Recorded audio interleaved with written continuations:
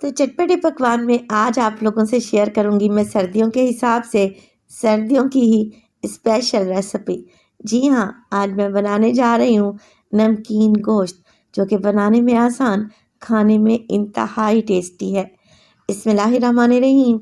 अस्सलामुअलैकुम।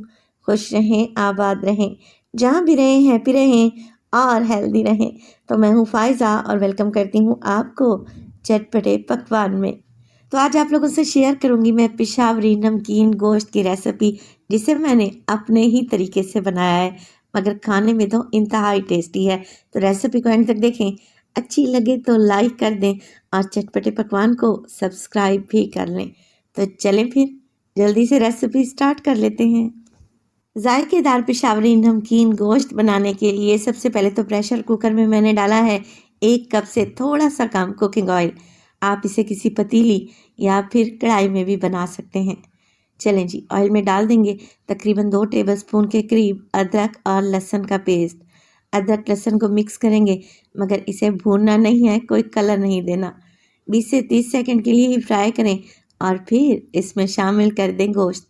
अब आप नमकीन गोश्त बनाने के लिए कोई सा भी गोश्त ले सकते हैं, यानी कि बीफ इस्तेमाल कर सकते हैं, दुम्बे का या बकरे का गोश्त भी इस्तेमाल किया जा सकता है। मैं बीफ इस्तेमाल कर रही हूँ और थोड़े बड़े पीसेस रखवाए हैं। अच्छा, यहाँ पर बीफ का मैंने मिक्स गोश्त इस्तेमाल किया है, जिसमें कुछ हड्डियाँ भी हैं। नली वाली हड्डियाँ डालेंगे ना, तो यकीन करें ये नमकीन गोश्त बड़ा ही जायकेदार बनेगा। अब नमकीन गोश्त बना रहे हैं तो इसमें इसी स्टेज पर डाल दें नमक। नमक डाल रही हूँ मैं 1 टीस्पून, बाद में चेक कर लेंगे, कम ज़्यादा हुआ तो सेट कर लेंगे। अब गोश्त को भून लेंगे नमक डालने के बाद, बस इतना ही कि इसका कलर चेंज हो जाए। जैसे ही गोश्त का कलर चेंज हुआ, आप इसमें 4 से 5 तीखे वाली हरी मिर्चों को काट कर डाल दें। इसके अलावा 1 पाव मैं टमाटर का भी इस्तेमाल करूँगी, जिसको मैंने सेंटर में से काट कर 2 हिस्सों में डिवाइड कर लिया है और देखें स्किन वाली साइड ऊपर की जानिब रख रही हूँ।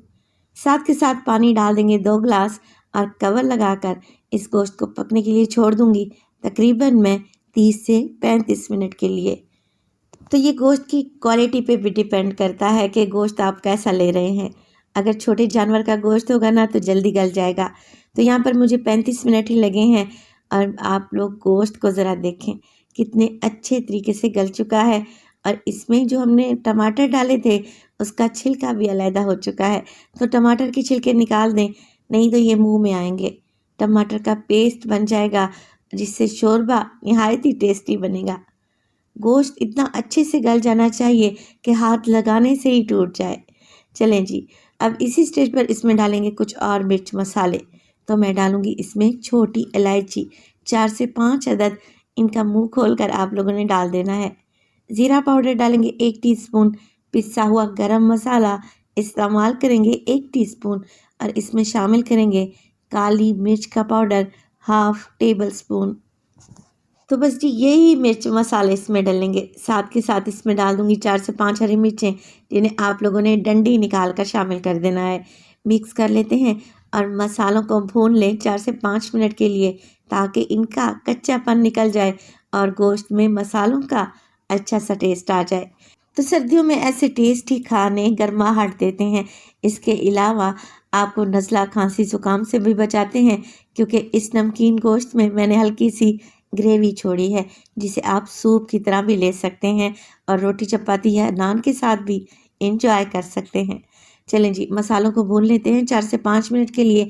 और इसी स्टेज पर अगर तो आप लोगों को रेसिपी अच्छी लग रही है, प्लीज़ रेसिपी को लाइक कर दिया करें और चटपटे पकवान को सब्सक्राइब भी कर लें। आप सब लोगों का बेहद शुक्रिया।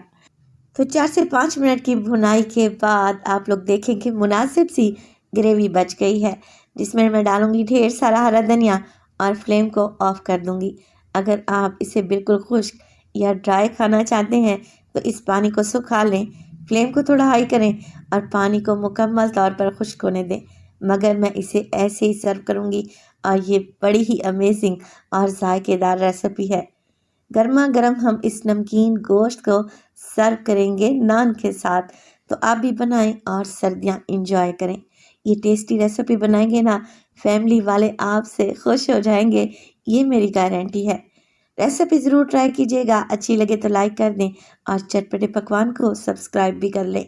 देखें गोश्त कैसे मक्खन मलाई की तरह गल चुका है, सॉफ्ट हो चुका है। तो पेशावरी नमकीन गोश्त की ये रेसिपी थोड़ी सी हटके है, थोड़ी सी मुख्तलिफ है, मगर बहुत ही जायकेदार है। तो रेसिपी बनाएं और अपना फीडबैक दें।